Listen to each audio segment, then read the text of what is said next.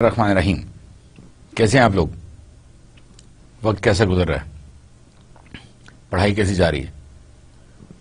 آج کل تو امتحان بھی ہونے والے ہوں گے، کیونکہ اب جتنے لیکچرز ہم کر چکے ہیں اس میں آپ کو اسائنمنٹس یا کوئزز وغیرہ بھی دیے جانے ہیں. تیاری کر رہے ہیں نا آپ لوگ؟ بہت اچھی بات ہے.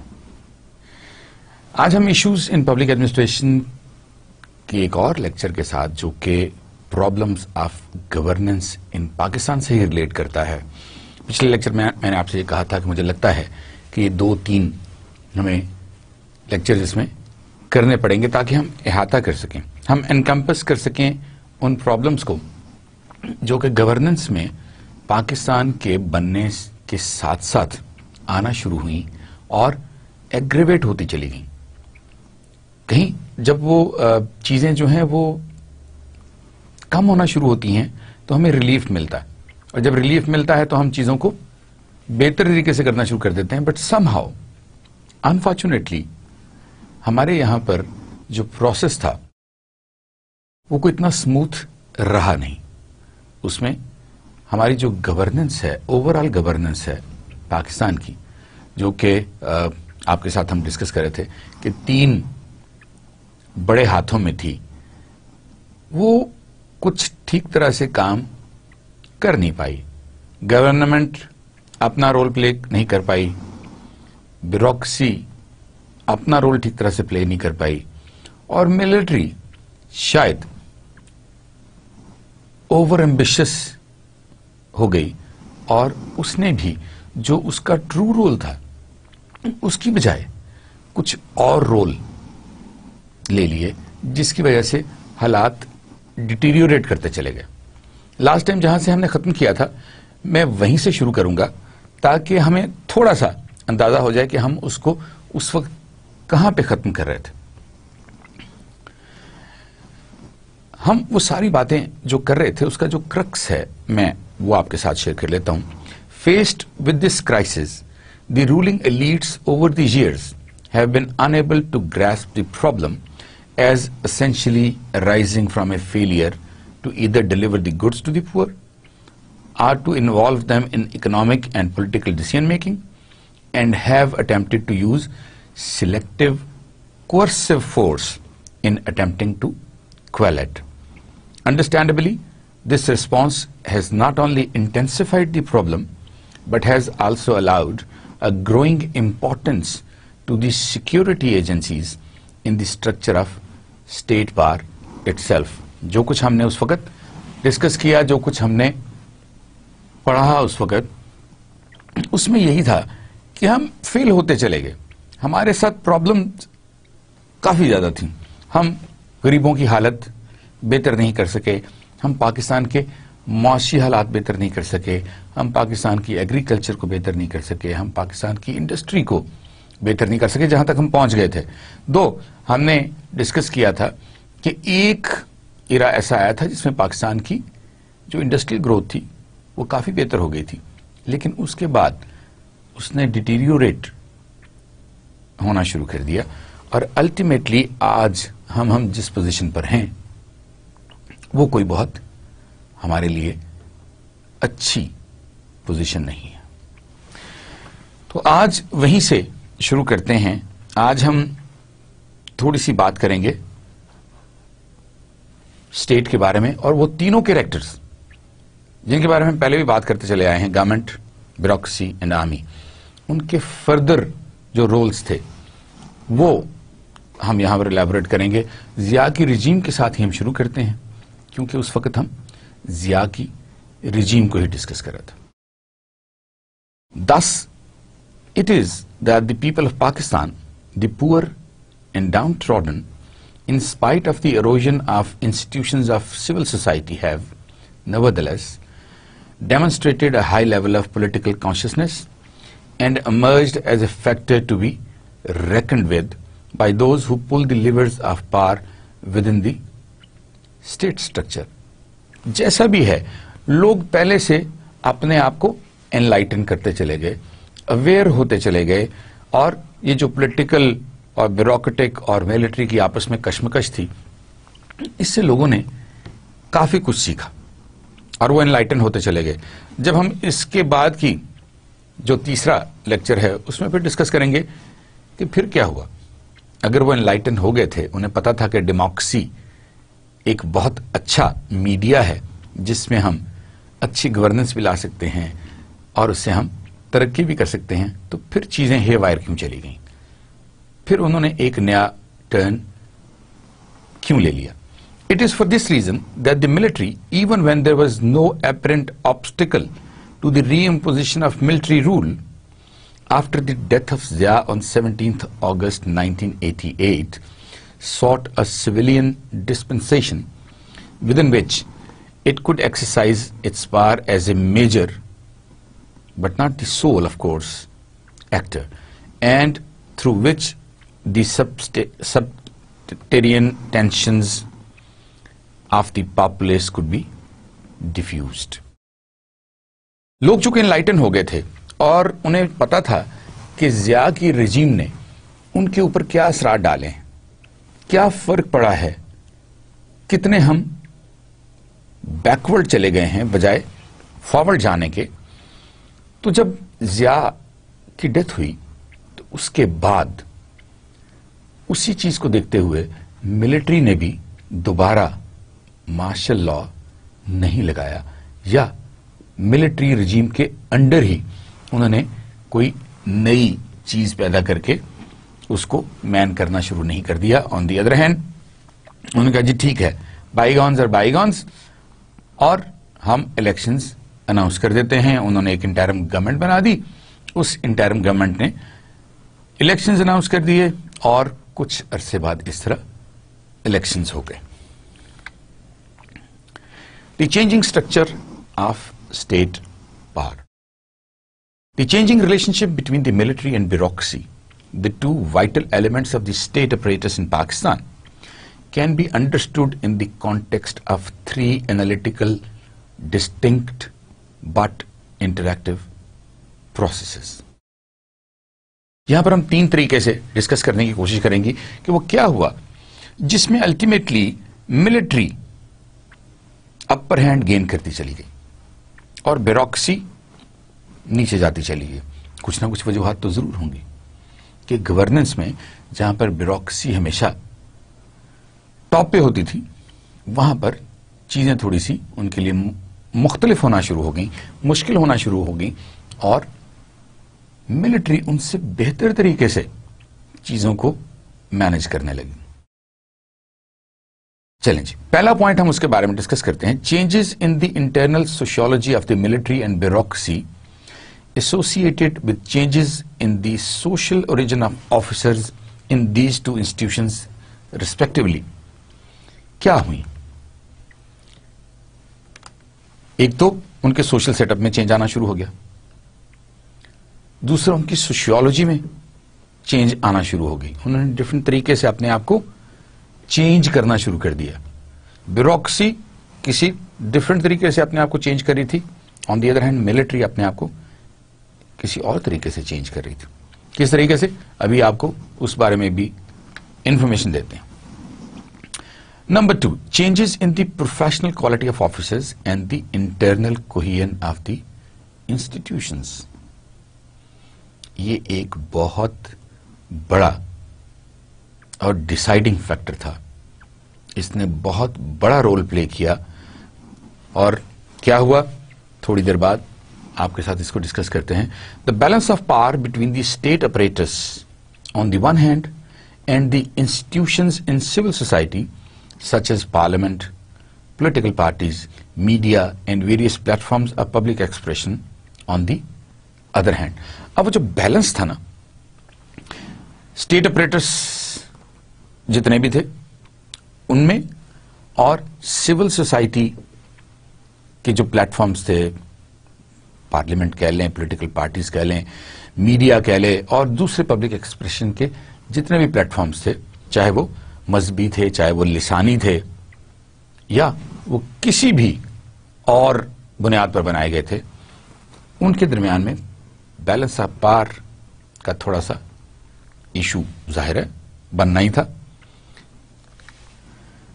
We shall examine how these three processes influence the dynamics within and between the bureaucracy and the military, respectively.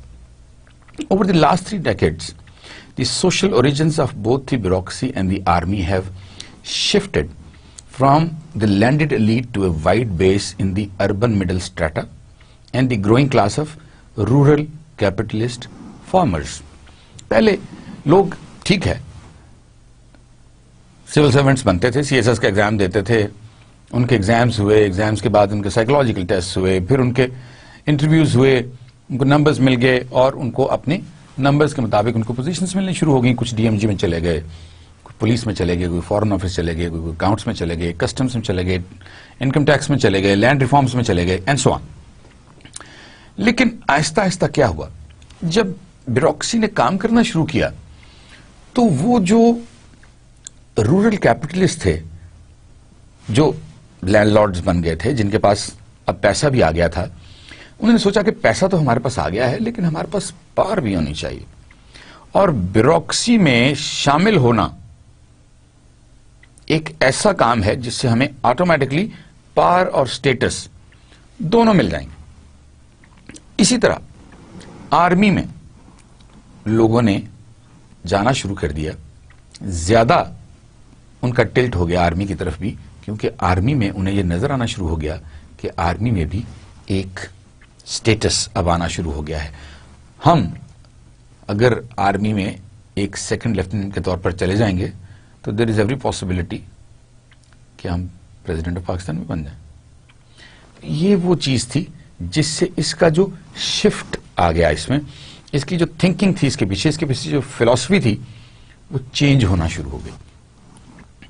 While the change in the social origins of the officers in both these institutions has been in the same direction, changes in the level of professional competence and indeed the internal institutional cohesion have moved in opposing directions with respect to the bureaucracy and military respectively. ठीक है, एक लिहाज से तो वो एक ही direction में जा रहे थे कि एलिट्स जो थी, जो बड़े फार्मर्स थे, उनके बच्चों ने ये सोचा कि हमें आर्मी में जाना चाहिए या हमें ब्यूरोक्रेसी में जाना चाहिए, सिविल सर्विसेज में जाना चाहिए, सीएसएस करना चाहिए. इस हद तक तो ठीक था. लेकिन जो इसमें डिफरेंस आना शुरू हुआ, जब ये दोनों एज इंस्टीट्यूशंस लोग इनमें गए, तो एक स्टार्क डिफरेंस बाद में डेवलप होना शुरू हो गया. अब वो स्टार्क डिफरेंस क्या था? वो उनकी कॉम्पिटेंसीज के बारे में था, वो उनकी ट्रेनिंग्स के बारे में था, और वो उनकी प्रमोशंस, पोस्टिंग्स, रिटायरमेंट्स या उनको उन इदारों से निकालने के बारे में था. और ये एक इतना बड़ा, इतना फिनोमिनल किस्म का डिफरेंस था कि जिससे आर्मी मजबूत होती चली गई और ब्यूरोक्रेसी जो है वो कमजोर होती चली गई. हम इसको पिछले 60 सालों से शुरू करते हैं कि ब्यूरोक्रेसी किस तरह कमजोर होना शुरू हुई. During the last 60 years, Pakistan's bureaucracy has undergone a gradual process of institutional decay. Perhaps the single most important factor in the process has been a sharp decline in the intellectual caliber of the civil servants. Intellectual caliber कैसे कम होना शुरू हुआ, उसकी वजूहात क्या थी? अभी एक मजे की खबर, कुछ दिन पहले सीएसएस का रिजल्ट अनाउंस हुआ तो मैं अखबार में पढ़ रहा था और मुझे पता चला कि सीएसएस का एग्जाम देने वालों में से सिर्फ 3% लोग कामयाब हुए हैं. 12,000 के करीब लोगों ने वो इम्तहान दिया था और सिर्फ 232 रिटन एग्जाम पास कर सकें, जबकि उसके अगेंस्ट जो पोस्ट वेकेंट हैं, जो पोस्ट अवेलेबल हैं, which are up for the grabs, they are 270.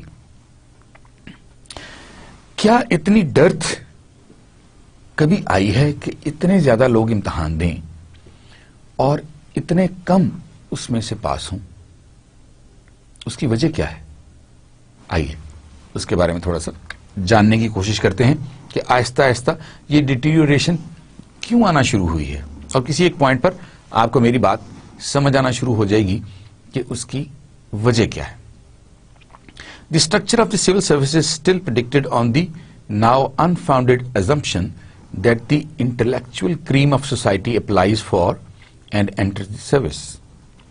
Having entered the civil service, the poorly educated young officers face a future in which there is an absence of rigorous formal education to equip them professionally at each stage of their careers for the tasks they are supposed to perform. मैं इसके आगे मैं आपके साथ उन institutions का भी जिक्र करूंगा जो कि इनकी एजुकेशन में, इनकी ट्रेनिंग में और इनके कैरियर ग्रोथ में इनकी ट्रेनिंग्स करते हैं. What went wrong with those institutions and what went right with the military institutions that they started flourishing? On the other hand, the bureaucratic institutions are the institutions who were producing bureaucrats.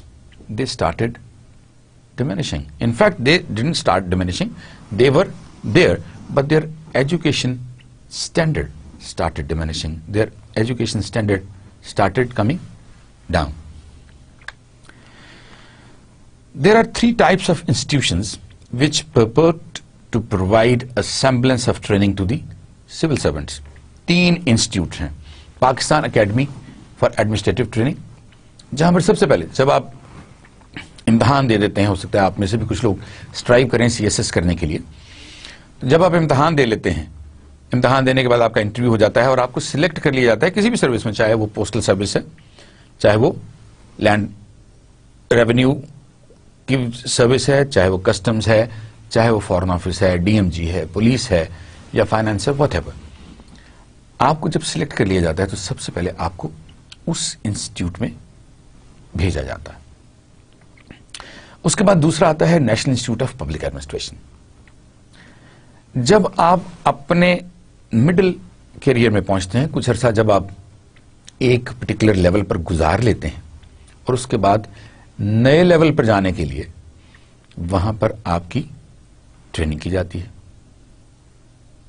Almost deputy secretary level तक वहां पर trainings होती हैं. उसके बाद तीसरा Pakistan administrative staff college. यहां पर जो ट्रेनिंग है, अब यहां पर सीनियर ऑफिसर्स की ट्रेनिंग होती है जो फेडरल जॉइंट सेक्रेटरीज जिन्होंने बनना है या उससे भी आगे जाना है. In all 3 categories of institutions there is a virtual absence of a high quality faculty and reliance is placed almost exclusively on invited speakers who lecture and then leave. सबसे पहली बात तो यह है कि हाई क्वालिटी फैकल्टी अवेलेबल नहीं है. क्यों नहीं है? There are so many reasons. जब हम उनको मार्केट में जो रिम्यूनरेशन मिल रही है, जब हम उनको वो नहीं देंगे तो वो हमारे पास क्यों ठहरेंगे? जब हम उन्हें ग्रेड कॉन्शियस कर देंगे और अपने विम्स और विशेस पर जब जी चाहा ट्रांसफर कर दिया, जब जी चाहा उसको किसी और जगह पे बिठा दिया कि ये हमारी बात नहीं मानता, तो अल्टीमेटली क्या होता है कि आप डिमोटिवेट हो जाएंगे, डिमोरलाइज हो जाएंगे. You will start looking for better avenues and people who R a good faculty, they do get hold of better avenues. और उनके साथ भी यही होता है कि जो अच्छी फैकल्टी है अब वो वहां जाना पसंद नहीं करती और उनकी जो रिलायंस है ज्यादातर वो उन लेक्चरर्स पर है या उन लोगों पर है, उन स्पीकर्स पर है जो बाहर से आते हैं, आके लेक्चर देते हैं और लेक्चर देने के बाद वो चले जाते हैं. जब वो किसी एक एकेडमी का हिस्सा नहीं होंगे, जब वो उनके साथ नहीं रहेंगे, जब वो उनके साथ देर तक गुफ्तगू नहीं करेंगे, जब तक वो उनकी मेंटरिंग नहीं करेंगे, उस वक्त तक बहुत सारी चीजें अनआंसर्ड रहती हैं. तो ये बहुत जरूरी है कि ये रिलेशनशिप कायम करने के लिए स्पीकर्स जो हैं वो भी वहीं रह रहे हों, उनके साथ मिलजुल के बहुत सारी जो मसाइल हैं उनको सुलझाने की कोशिश करें. बहुत सारे जो हमारे अदरवाइज टॉपिक्स हैं جو کہ نیشنل امپورٹنس کے ٹاپک ہیں, جو کہ سوشل امپورٹنس کے ٹاپک ہیں, جو کہ اکنامک امپورٹنس کے ٹاپک ہیں یا ٹیکنیکل امپورٹنس کے ٹاپک ہیں, ان پر وہ ان کو ڈسکشنز کریں, ان کی مینٹرنگ کریں.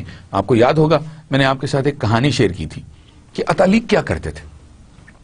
وہ سارے آسپیکٹ میں, چاہے وہ دینوی آسپیکٹس تھے یا وہ دنیاوی آسپیکٹس تھے, ان سب میں وہ شہزادوں کی رہنمائی کرتے تھے اور ان کو اچھی باتیں سکھاتے تھے. ان کے ساتھ ڈسکشنز کا ایک عمل جاری رکھتے تھے, جس کی وجہ سے ان کے اندر وہ ایک ایکیومن پیدا ہو جاتی تھی جو کہ انہیں بعد میں ایک اچھا بادشاہ بننے میں مدد دیتی تھی. The integrity of institutional decision making is often undermined by vested interests outside the civil service. اب اگر کسی شخص کو پولیٹیکلی وہاں پر کہ یار اس کو کوئی اور نوکری نہیں مل رہی, اس کو پاکستان ایڈمنسٹریٹو سٹاف کالج میں جا کرا دو, کیا ہے وہاں پر چپ کر کے بیٹھا رہے گا, ٹھیک ہے, اور آپ نے ادھر کروا دیا کہ یار ادھر کیا فرق پڑتا ہے, کسی نے پوچھنا. یہ وہ چیزیں تھیں, یہ وہ پولیٹیکل منوورنگز تھیں, پریشرز تھے, جس سے یہ چیزیں ڈیٹیریوریٹ, یہ پروسیس ڈیٹیریوریٹ ہونا شروع ہو گیا. This has resulted in increasing insecurity, corruption, and on occasions demoralization of civil service officers. اس سے کیا ہوا, کرپشن آنا شروع ہو گیا, انسیکیورٹی آنا شروع ہوگی. انسیکیورٹی کیسے آئی ابھی تھوڑی دیر بعد میں آپ سے ڈسکس کرتا ہوں, اور آپ کو میں بتاتا ہوں کہ ہماری سول سروسز میں انسیکیورٹی کہاں سے آئی اور یہ سلسلہ شروع کب ہوا.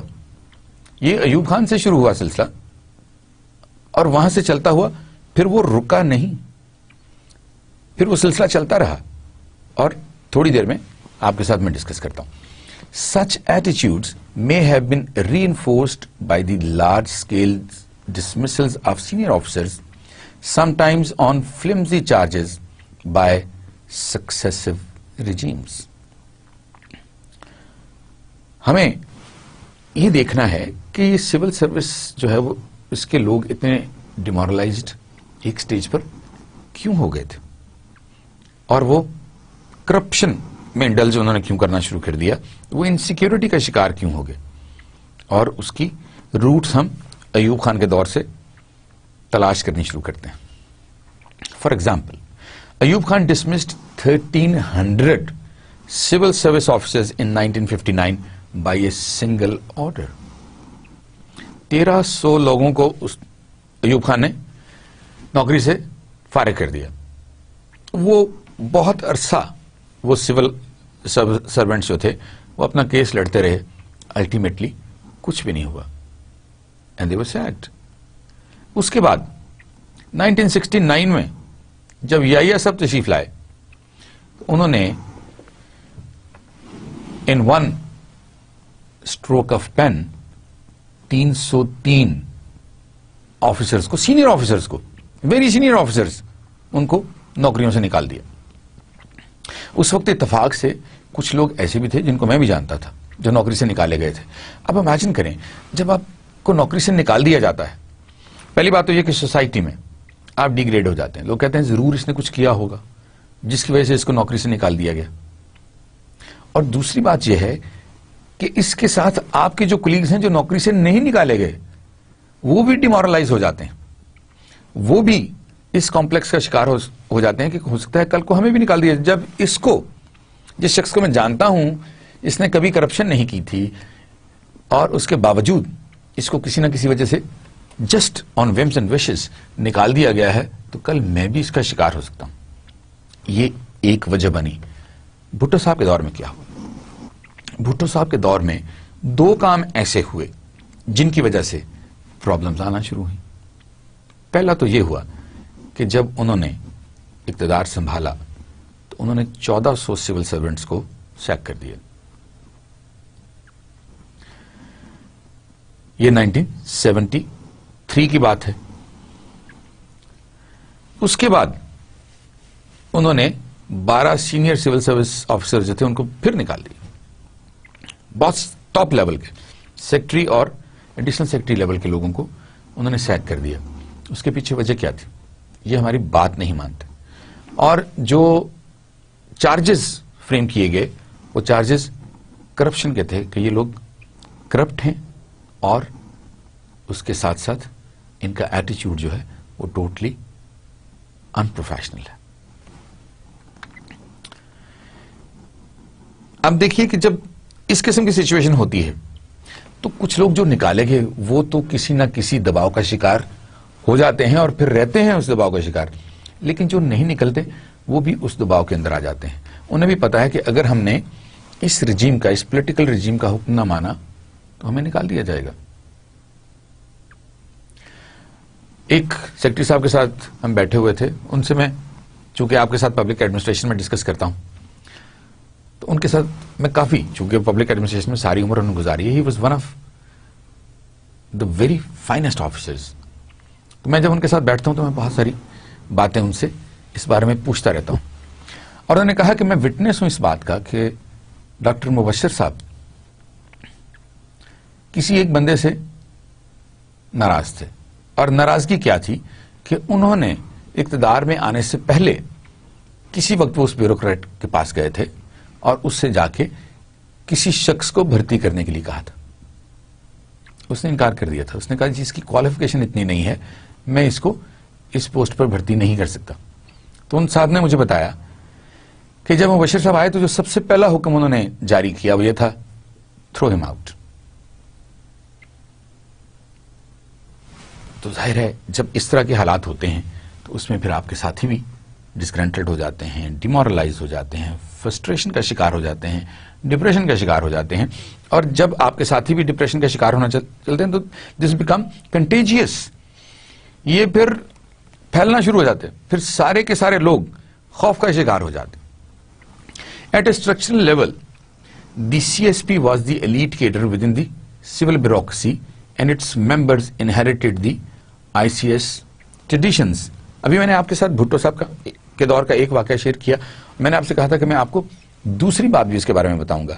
میں یہ تھوڑا سا آپ کے ساتھ شیئر کر لوں، پھر اس کے بعد آپ کو دوسرا واقعہ بھی بتاتے ہیں کہ دوسرا واقعہ کیا ہوا تھا. وہ جو لیٹرل انٹری کہلاتی ہے، وہ لیٹرل انٹری والا ایشو کیا تھا، اس ایشو کو بھی ابھی آپ کے ساتھ ڈسکس کریں گے. The CSP cadre remained dominant in the bureaucracy and indeed over national decision making right up to the end of the Ayub period. Ayub کے دور میں 1300 لوگ نکال دیے گئے تھے، اس کے باوجود بیوروکریسی بہت اسٹرانگ تھی. During the subsequent brief regime of General Yahya Khan, the dominance of the CSP began to be broken by the military authorities. Yahya Khan کے دور میں یہ ہوا کہ جو ملٹری تھی، جو ملٹری سے ریلیٹڈ لوگ تھے، انہوں نے اپنے آپ کو زیادہ اتھارٹیٹیو شو کرنا شروع کر دیا. Subsequently, the regime of Z.A. Bhutto further eroded the internal cohesion and esprit de corps of the CSP by a policy of lateral entry into the service. اب لیٹرل انٹری کیا تھی؟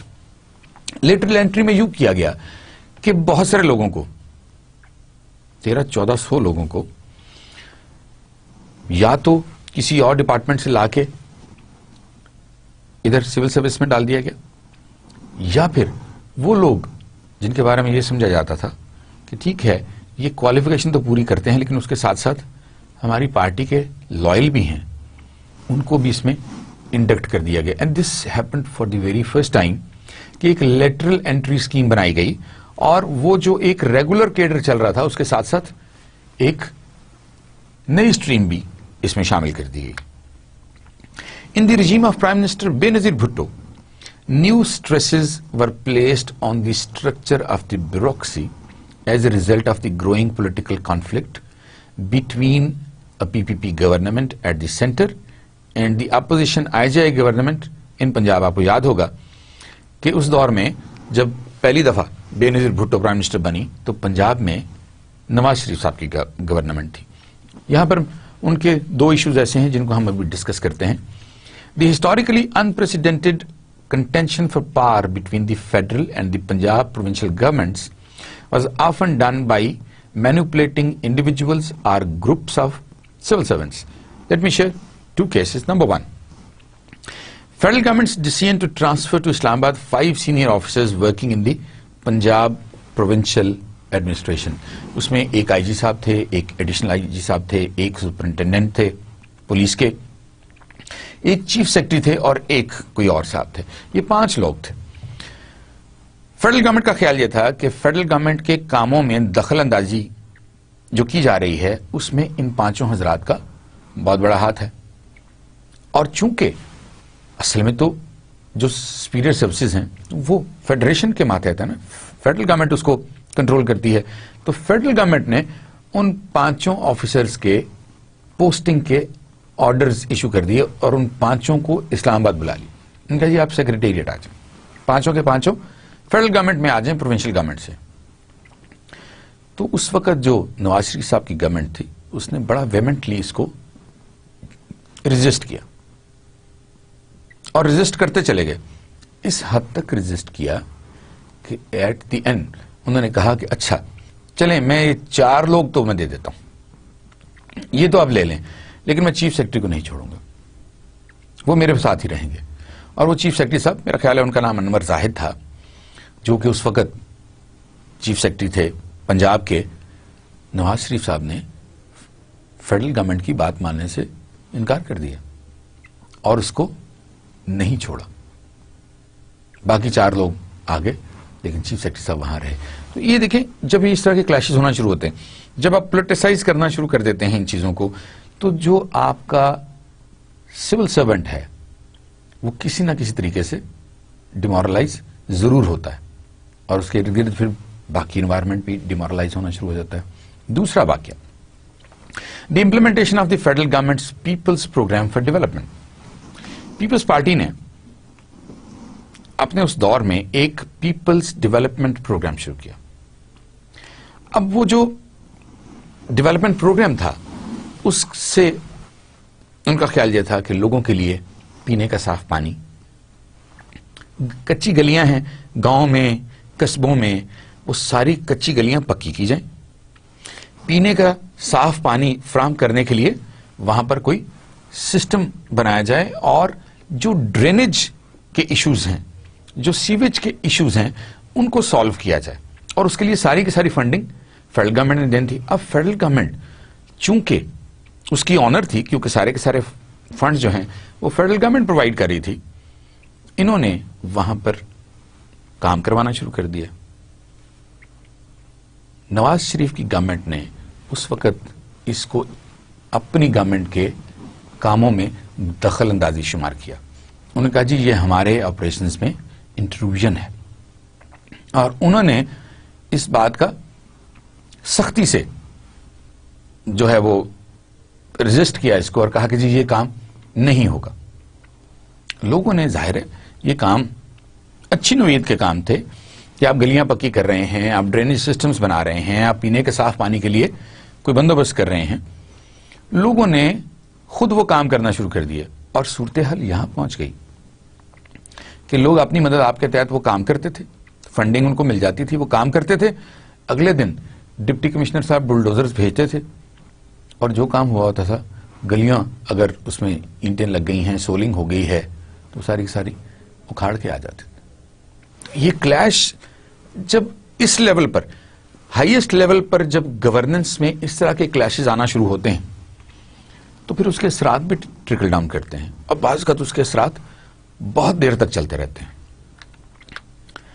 The typical civil servants today is faced with formidable problems of poverty, social polarization, breakdown of law and order, and erosion of infrastructure.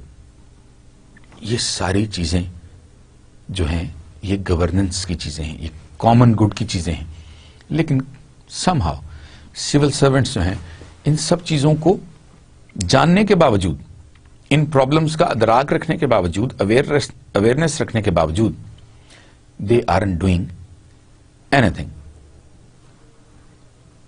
He is expected to tackle these problems in an environment where often conflicting demands from a still emerging political system are impacting upon an administrative institution whose internal stability and cohesion has already been undermined by the interventions of successive regimes. اب یہ جب politicise کرنا شروع کر دیا جاتا ہے کسی بھی سیٹ اپ کو، اس میں پرابلم یہی آ جاتی ہے، مجھے تو ڈائری رہے گا نا. سپوز میں کسی ایک ایسی پوسٹ پر ہوں جہاں پر میں امپلیمنٹر ہوں، اور آپ کے پاس کوئی ایسا پارٹی کا نمائندہ آ جائے جو کہ ابھی اپوزیشن میں ہے، حکومت میں نہیں ہے، اور آپ اس کا وہ جو کام ہو سکتا ہے کہ وہ کام بالکل بھی جینوئن نہ ہو، ریشنل نہ ہو، اس کا کوئی امپیکٹ نہ بنتا ہو، وہ پرسنل نوعیت کا کام ہو، وہ جنرل نوعیت کا کام نہ ہو، وہ کامن گڈ کا کام نہ ہو، اور آپ اگر انکار کر دیں تو کیا ہوگا؟ آپ نوئنگلی انکار نہیں کرتے. آپ کو پتا ہے کہ اگر آپ نے انکار کیا تو یہ شخص جب یہ پار میں آئے گا، اس کی حکومت آئے گی، تو مجھے اس لکریٹو پوسٹ سے ہٹا دیا جائے گا. یہ جو ڈر ہوتا ہے، یہ جو خوف ہوتا ہے، یہ نہ جوڈیشری کو ٹھیک فیصلے کرنے دیتا ہے اور نہ ہی ایگزیکٹو کو بعض کا ٹھیک فیصلے کرنے دیتا ہے. جب تک یہ ڈر نکلے گا نہیں، اس وقت تک حالات ٹھیک ہوں گے نہیں. To be able to function effectively in such a situation, civil servants would have to be men of considerable professional acumen, integrity and initiative. Given the poverty of their education and institutional environment, they are in most cases incapable of even comprehending the nature of the problems they face, let alone conceptualize, formulate and evaluate policy interventions to overcome them. So اس کا لب لباب یہ ہے کہ جب آپ کی education ٹھیک نہیں ہے، اس کے بعد جو ٹریننگ آپ کی ہو رہی ہے اس ٹریننگ میں کوئی سبسٹنس نہیں ہے، تو آپ کو کہاں پتا ہوگا کہ کون سے کام کرنے والے ہیں اور ان کا الٹیمیٹلی امپیکٹ کیا ہوگا؟ آپ کو اگر اتنا ہی پتا نہیں ہے تو آپ کانسیپٹ کے لیول پر کیسے پہنچیں گے؟ آپ چیزوں کو کنسپچلائز کیسے کریں گے؟ آپ ویژولائز کیسے کریں گے؟ آپ ویژن کیسے کریٹ کریں گے؟ آپ پالیسی کیسے فارمولیٹ کریں گے؟ اور پھر الٹیمیٹلی جب آپ اس کو فارمولیٹ کر لیں گے تو اس کو امپلیمنٹ کیسے کریں گے؟ جب وہ امپلیمنٹ ہو جائے گی تو اس کو ایویلویٹ کیسے کریں گے؟ اور اگر اس میں کوئی پرابلمز ہیں تو ان کو اوور کم کیسے کریں گے؟ جب ہمارے پاس وہ ایکیومن ہی نہیں رہی، وہ ایکسپرٹیز ہی نہیں رہی، تو ظاہر ہے کہ اس ادارے نے ڈیٹیریوریٹ ہونا ہی تھا. ایسا ہرگز نہیں ہے کہ ہماری ابھی بھی جو بیوروکریسی ہے یا سول سرونٹس ہیں ان میں کیپیبل لوگ نہیں ہیں. ان میں بہت سارے کیپیبل لوگ ہوں گے، لیکن میجورٹی جو ہے وہ انکیپیبل ہے. اور جب میجورٹی انکیپیبل ہوتی ہے تو مائنورٹی زیادہ سے زیادہ کیا کر سکتی ہے؟ وہ اپنے ہو سکتا ہے پوری کوشش کرتے ہوں، اس کے باوجود حالات سدھر نہیں رہے. میرے اندر اگر کنسپچلائز کرنے کے انگریڈینٹس ہی نہیں ہیں، میں ریسرچ پہ بلیو نہیں کرتا، میں پڑھنے پہ بلیو نہیں کرتا، میں آبزرویشن پہ بلیو نہیں کرتا، میں گرو کیسے کروں گا؟ آپ مجھے جو مرضی کہہ دیں، جو مرضی کام کرنے کے لیے کہہ دیں، جب میں اس کو انویسیج ہی نہیں کروں گا تو ظاہر ہے میں اس کو پراپرلی انجام دینے کے قابل بھی نہیں ہوں گا. اب آتے ہیں دوسرے ادارے کی طرف، انسٹیٹیوشنل گروتھ آف ملٹری.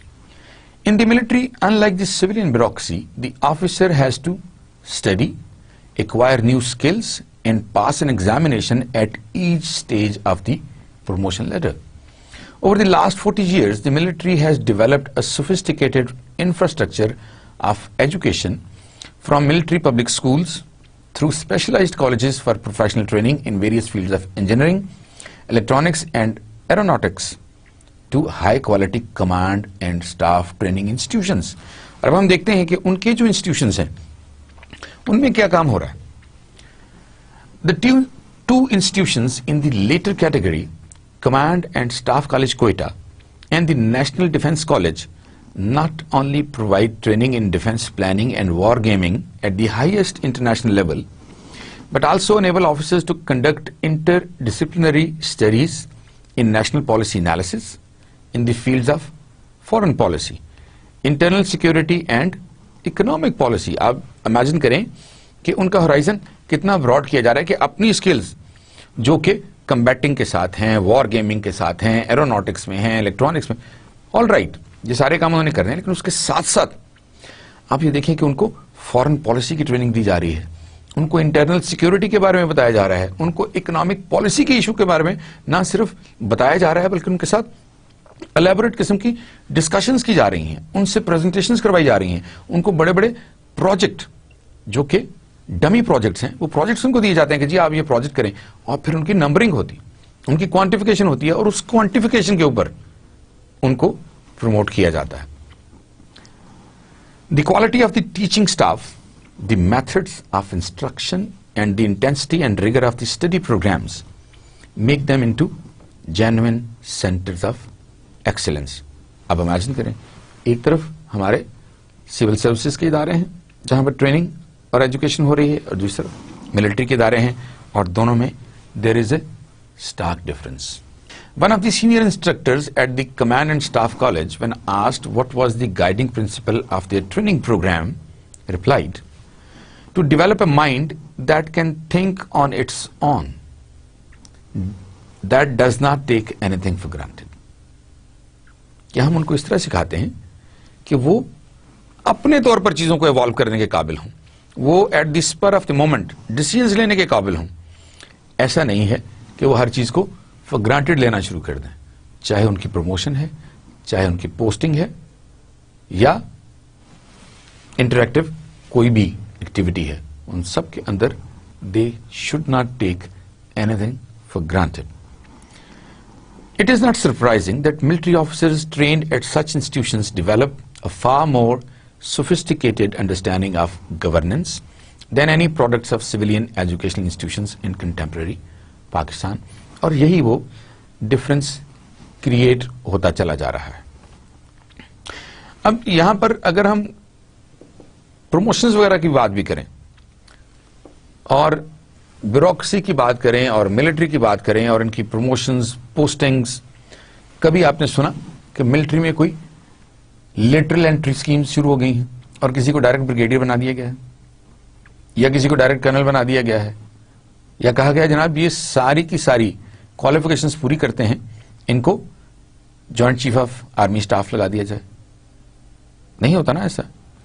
ये भी कुछ रीजंस हैं जिसकी वजह से उनमें कॉन्फिडेंस जो है वो इंक्रीज हो रहा है और सिविल ब्यूरोक्रेसी जो है उसका मोरल जो है वो डाउन हो रहा है. Apart from the quality of intellectual training imparted to the military officers, the decision making structure and coordination amongst the various services have also improved. हमारे on the other hand departments में जो integration है वो कम होती चली जा रही है, वो डिसइंटीग्रेट हो रही है, सिनर्जी कम से कम होती चली जा रही है. On the other hand military के जो इदारे हैं उनमें सिनर्जी बढ़ती चली जा रही है. In the bureaucracy country to service rules there is political interference in promotions, appointments and operational decisions. In sharp contrast to the bureaucracy, the military over the years has not only strengthened and professionalized its internal decision making, but has also increasingly insulated itself from involvement of civilian authority at both administrative and operational levels. यहां पर मुझे एक वाकया याद आ रहा है कि इसहाक खान साहब के दौर में दो मेजर जनरल्स थे. उनमें से एक का नाम शमीम आलम था और दूसरे साहब शायद रोहिदाद खान साहब थे. बहरहाल दो लोग थे. तो जो उस वक्त के चीफ थे काकड़ साहब, वहीद काकड़ साहब, उन्होंने जो नाम प्रपोज किया वो दूसरे साहब का था और मेजर जनरल शमीम आलम का नाम उन्होंने प्रपोज नहीं किया. उन्होंने कहा जी उनको लेफ्टिनेंट जनरल बना दिया जाए.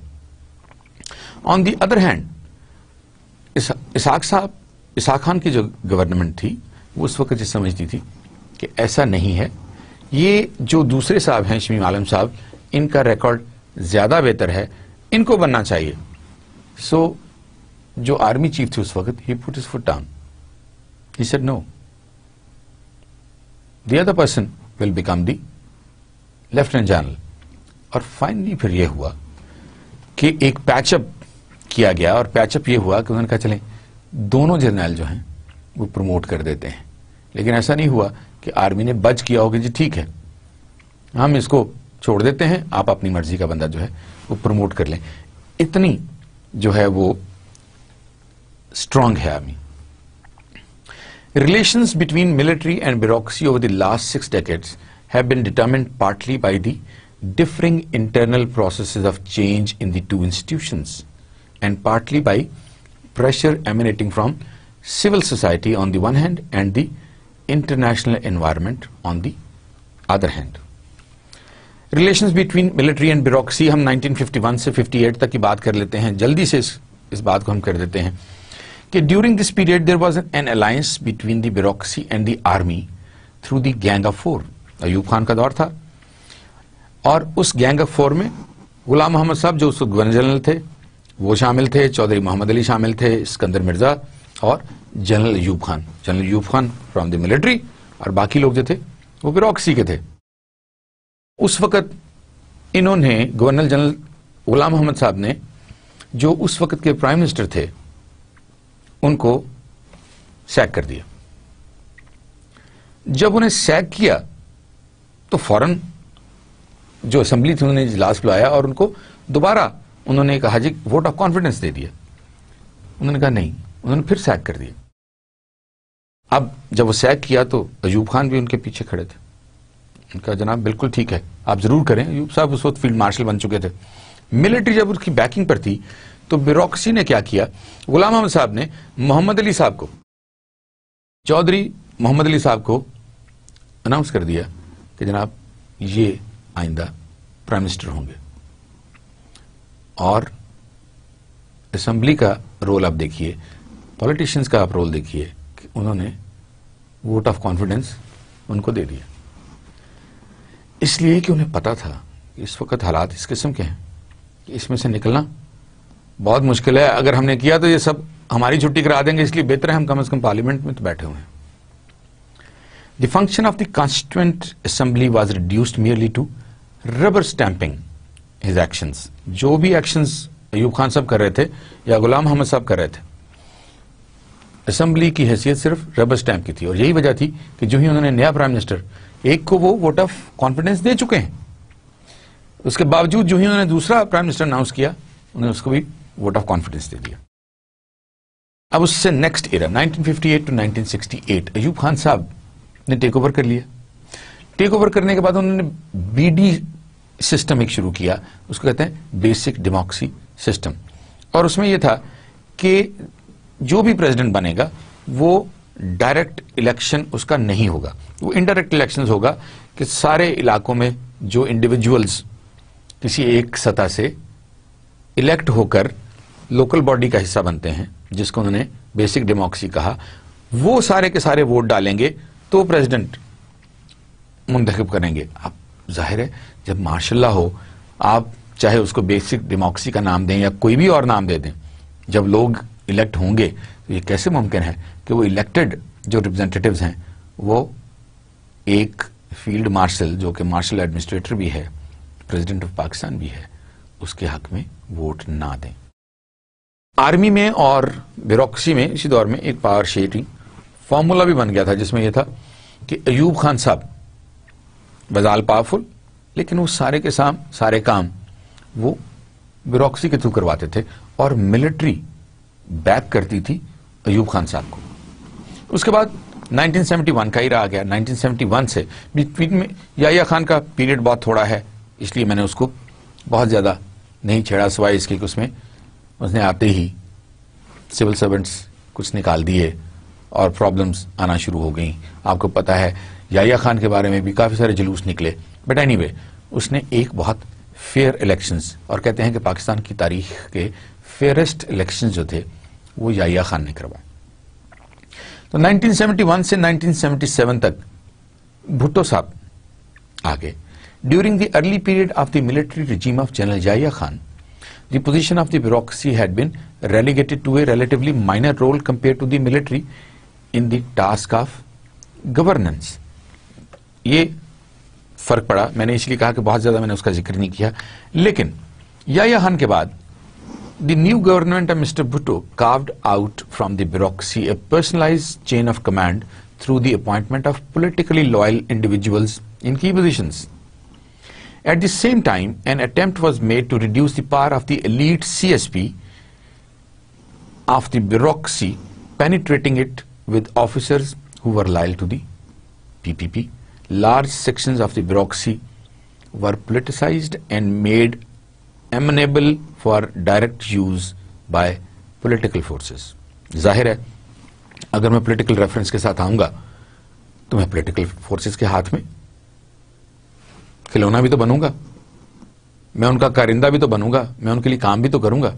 اور وہ لوگ جو پولیٹیکل لائلسٹ تھے اور انہوں نے سول سروسز کو جوائن کر لیا, they started working for the political regime. دو ہمارے یہاں پر ٹینڈنسی یہی ہے, بعد میں وہی سول سرونٹس جو ہے وہ دوسری پولیٹیکل رجیم جو آئی اس کے ساتھ بھی مل گئے. بہت سارے لوگوں نے اپنی ہمدردیاں اس طرف شفٹ کر لیں, کچھ لوگ ایسے تھے جنہوں نے نہیں کی اور ان کو ریموو کر دیا گیا تھا.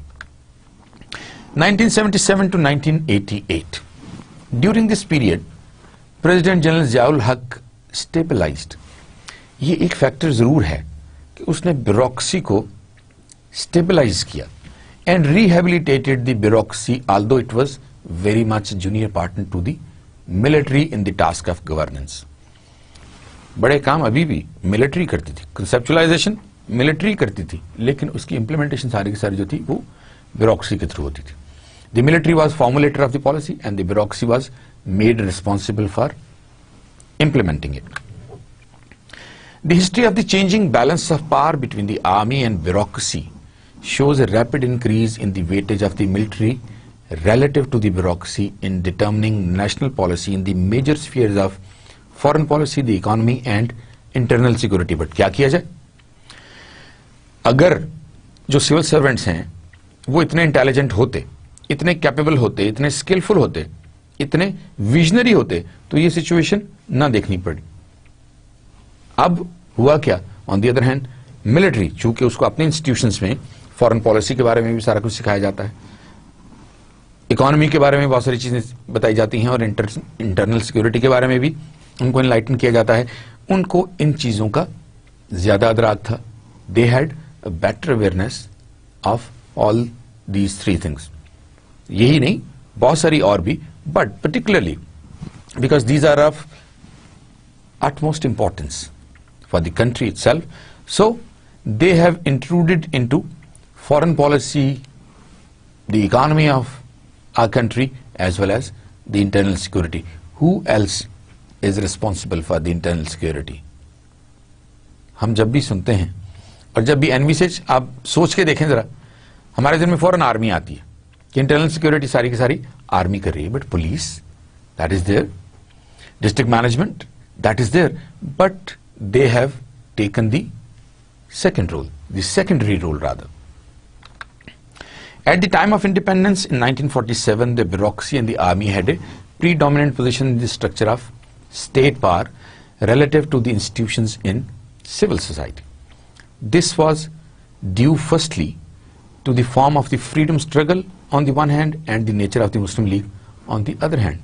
اس وقت اس لیے ہوا, اس وقت ضرورت بھی بہت زیادہ تھی اور مسلم لیگ کی نیچر بھی اس قسم کی تھی کہ وہ اکاموڈیٹ کرنا چاہتے تھے, اور وہ ان کو پتا تھا کہ ہم اس وقت ہماری بیوروکریسی اتنی ڈپلیٹڈ ہے, اتنے کم لوگ ہیں ہمارے پاس اس کیلیبر کے کہ ہم یہ کام نہیں کر سکتے, تو اس لیے انہوں نے آرمی کو اس میں انوالو کر لیا. However, as we have argued earlier, the position of the military relative to the bureaucracy within the power structure became increasingly important, partly because of the different internal dynamics within each of these two institutions of the state apparatus. ہمارے یہاں پر جو situation create ہوتی چلی گئی, internal politics میں جو problems آنا شروع ہو گئی, ہمارے اندرونی حالات میں جو پرابلمز آنا شروع ہو گئی, الٹیمیٹلی ان حالات کی وجہ سے چیزیں جو ہیں وہ ملٹری کے ہاتھ میں جانا شروع ہو گئی. اب ہم بات کرتے ہیں جی کنکلوژن کی. یہ ساری چیزیں جب ہم ذہن میں رکھتے ہیں اور ہم اس کہانی کو نئے سرے سے سوچنا شروع کرتے ہیں ڈے ون سے کہ 1947 سے لے کر 1988 تک کیا ہوا. یہ 2-3 ایراز تھے جو میں نے آپ کے ساتھ ڈسکس کیے. اگلے لیکچر میں انشاءاللہ ہم 98 سے آج تک کے جو حالات ہیں ہم ان کو انکمپس کرنے کی کوشش کریں گے تاکہ ہم یہ جان سکیں کہ آج ہم کہاں کھڑے ہیں. اور جب ہمیں یہ پتا چلے گا کہ آج ہم کہاں کھڑے ہیں پھر ہم بہتر طریقے سے ڈفرینشیٹ کر سکتے ہیں کہ کیا پاکستان کی گورننس جو شروع میں تھی چلتی آ رہی ہے یہاں تک پہنچی ہے, اس کی جتنے بھی فیزز تھے کیا اس میں کوئی ایک ایسا فیز بھی آیا جو کہ ایک اچھا فیز تھا, یا کیا ہم بہتری کی طرف جا رہے ہیں یا ہم ڈیٹیریوریشن کی طرف جا رہے ہیں. The political and bureaucratic elite in Pakistan has so far demonstrably failed in fulfilling its historical role of building a modern democratic polity marked with social justice within the state of Pakistan, as envisaged by Quaid-e-Azam Muhammad Ali Jinnah. اور ایسا ہی ہوا.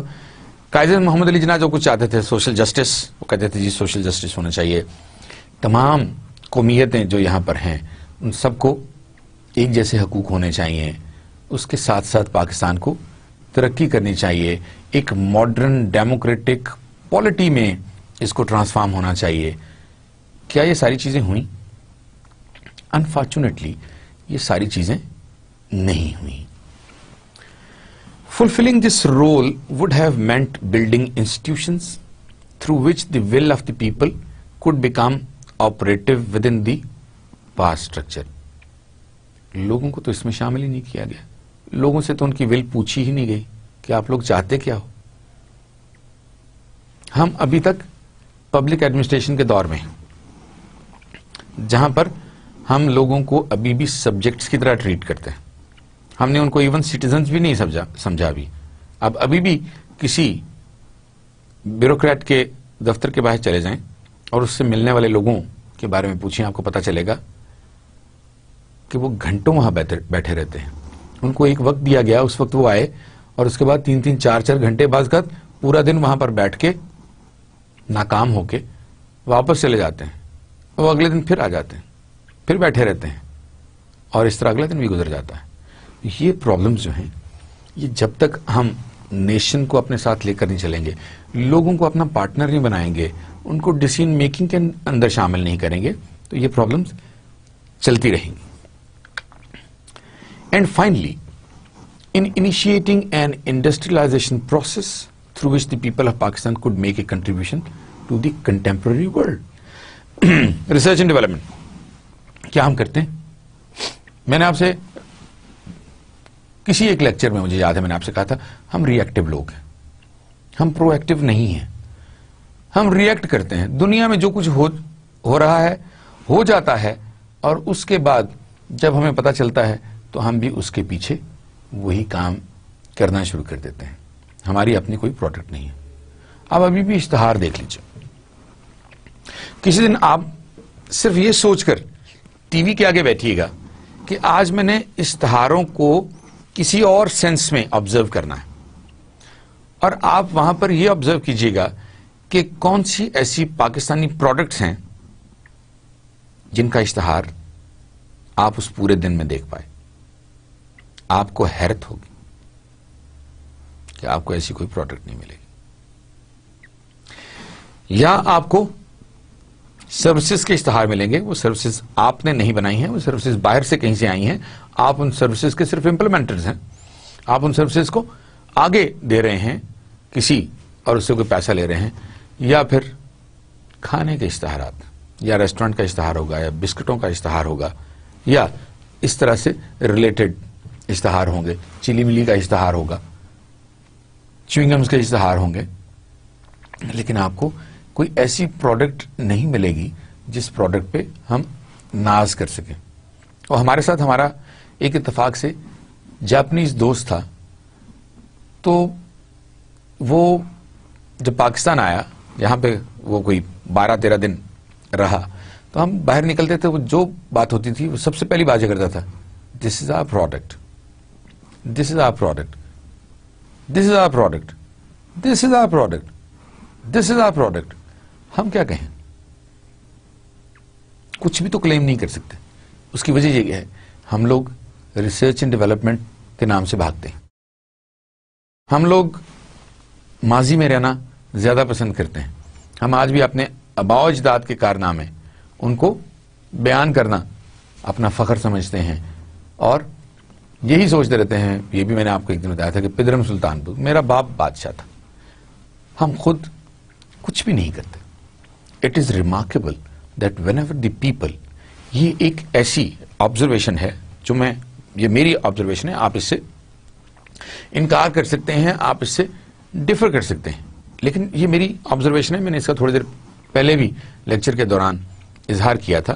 It is remarkable that when ever the people as a whole have intervened, they have shown not only a high level of political consciousness, but in fact it can be argued that their political maturity has grown over time. ایک چھوٹا سا واقعہ اس بارے میں آپ کو بتا سکتا ہوں جس کے اوپر میں نے یہ لکھا. چیف جسٹس آف پاکستان کی ری انسٹیٹمنٹ کیسے ہوئی؟ تھرو انلائٹنمنٹ آف اس. ہم سب لوگ, وہ ہم لوگ تھے جنہوں نے انٹروین کیا, because we were mature enough to envisage, to comprehend that miss justice اور injustice has been delivered to him, اور اس پر ہم سارے اٹھ کھڑے ہوئے اور الٹیمیٹلی ہم نے اس کو ایک کامیاب کیمپین میں تبدیل کر دیا اور چیف صاحب واز ری انسٹیٹڈ. تو یہ انلائٹنمنٹ ہے, یہ میچورٹی ہے کہ ہم لوگ اب ایسی چیزوں کے بارے میں میچور ہو گئے ہیں. ہمارے پاس پرابلم صرف یہ ہے کہ ہمارے پاس ابھی ایونیوز نہیں ہیں, لیکن ہم میچور ہوتے چلے جا رہے ہیں. اور اسی میچورٹی کا آپ کے ساتھ میں نے ایک ثبوت دیا. ریفرنسز میں آپ کو بتا دیتا ہوں. حمزہ الوی صاحب کی ایک بک ہے کلاس اینڈ اسٹیٹ ان پاکستان, یہ 1983 میں چھپی تھی. میں نے اس سے کچھ ایکسرپٹس لیے ہیں, اس کو پڑھا ہے, اس کو دیکھ کے کچھ لکھنے کی کوشش کی ہے. اکمل حسین صاحب ہیں سول سوسائٹی انڈرمائن, اس کا پہلا چیپٹر, وہ بھی میں نے اس سے کچھ کمنٹس لیے ہیں. The burden of capitalist growth, a study of real wages in Pakistan, کچھ چیزیں یہاں سے لی ہیں. اکمل حسین صاحب کہ strategic issues in Pakistan economic policy, اس سے کچھ لیے ہیں. اور مشاہد حسین صاحب کی کتاب, جیسے میں نے آپ سے کہا تھا, پاکستان پرابلمز آف گورننس, اس میں سے بھی کافی ساری چیزیں, کافی سارے خیالات میں نے وہاں سے لیے. تو میں نے سوچا آپ کے ساتھ ریفرنسز شیئر کر دوں. اگر کبھی آپ لوگوں کو ان میں سے کوئی بھی پڑھنے کا موقع ملے تو یہ ہمارے لیے اپنے آپ کو انلائٹن کرنے کی ایک بہت اچھی انڈیور ہوگی. اب آتے ہیں جی کوٹ آف دی ڈے کی طرف. جیمز برائس, ایک سوشل سائنٹسٹ, بڑی اچھی ایک بات کی, پولیٹیشین بھی تھے وہ. Our country is not the only thing to which we owe our allegiance. It is also owed to justice and to humanity. اور اگلی بات جو انہوں نے کی, اب دیکھیے ہم صرف وہی کرتے ہیں. Patriotism consists not in waving the flag, but in striving that our country shall be righteous as well as strong. ہم لوگ جھنڈے ہی ہلاتے ہیں. ہم صرف 14 اگست پہ پاکستان کو یاد کرتے ہیں اور اس کے بعد پھر پاکستان کو بھول جاتے ہیں. ہم اس کے لیے اچھے کام کرنے کی کوشش ہی نہیں کرتے. ہم اس طرف جاتے ہی نہیں ہیں جہاں پر ہم پاکستان کو آج سے 25 سال بعد ایک بہت کامیاب ملک بنتا دیکھ سکیں. مجھے امید ہے کہ آپ لوگ ضرور کوشش کریں گے. یہ جو جنریشن ہے, آپ لوگوں کی جنریشن ہے, ہماری ساری امیدیں آپ لوگوں کے ساتھ, اور ہم یہ چاہتے ہیں کہ آپ کی جنریشن واقعی یہ پروف کرے کہ پاکستان ایک قوت ہے ٹو ریکن ود, اور اس کے ساتھ ساتھ آپ لوگ جو ہیں اب واقعی انلائٹنڈ ہیں اور ملک کی ترقی کے لیے کام کر رہے ہیں. اگلے لیکچر میں ہم اگلی رجیم کے بارے میں بات کریں گے اور پھر ہم اس کو وائنڈ اپ کر دیں گے اور پھر دیکھیں گے کہ نیکسٹ ایشوز. اب ہم امبریلا کے تھوڑا سا نیچے آنا شروع ہوں گے بعد میں, تیسرے لیکچر کے بعد. پھر ہم سوچیں گے کہ اس میں کون سی چیز پہلے لائی جائے. میرا اپنا خیال یہ ہے کہ ہم اسٹرکچر جو گورنمنٹ کا اسٹرکچر ہے وہاں سے شروع کریں گے, but let's see how the things turn up. اگلے لیکچر تک کے لیے خدا حافظ. آپ لوگوں سے انشاءاللہ جلدی ملاقات ہوگی. خدا حافظ.